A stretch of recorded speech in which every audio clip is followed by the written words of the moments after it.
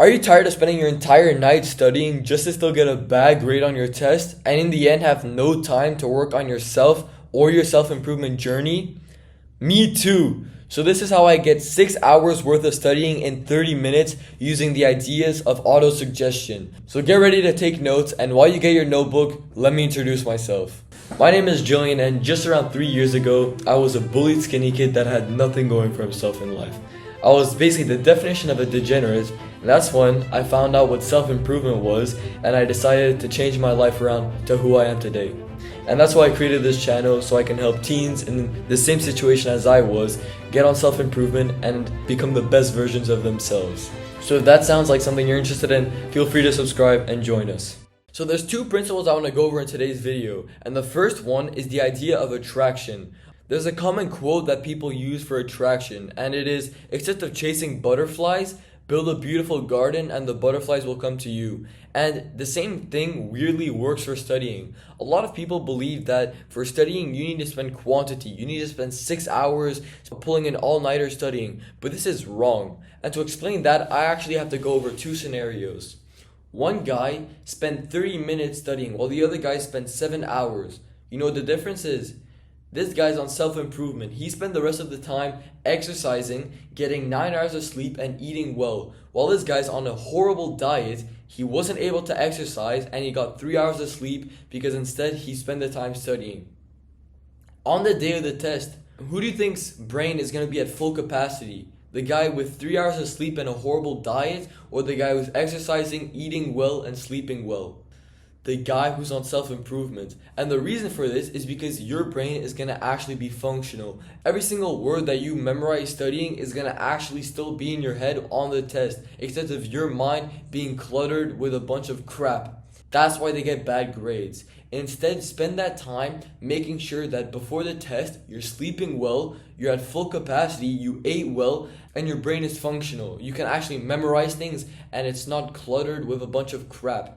This is the first principle. Now the next and second principle I want to go over is the idea of auto-suggestion, which I got from this book. And usually auto-suggestion is a way for you to visualize your goals so that it's into your subconscious mind and you take actions towards those goals. But I've actually noticed that it works well for studying as well. What I want you to do is the study guide or the websites your teacher gave you, print them, get a highlighter, and mark down every single thing which you know is going to be on the test. Now, this is the first step, and this is what most people probably tell you to do. But what they don't tell you to do are these next two steps: visualization and mixing emotion with your thoughts. But I want you to actually realize this. Think about any memory. Why do you remember it?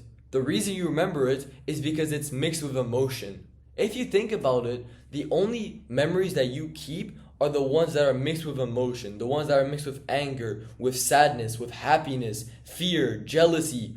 These are the only memories that you remember, the ones that are mixed with emotion. The one where you don't have any memory of, just eating a bland breakfast or things which are habitualized, you won't remember them because you're just going to be too used to it. While if you mix emotions with them, you're going to remember them and it's going to be in your head. Why I'm saying this is because you have to use the same thing with studying.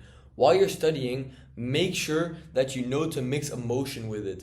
And what I mean by this and how you can use it in studying is I want you to realize that the only way you're going to remember things you learn is if it's mixed with emotion. So while you're studying, mix sadness, mix anger with it, and realize that that's how you're going to remember it on the test. You're going to remember that moments while you were studying where you got really happy, and you're going to remember the words that were associated with it.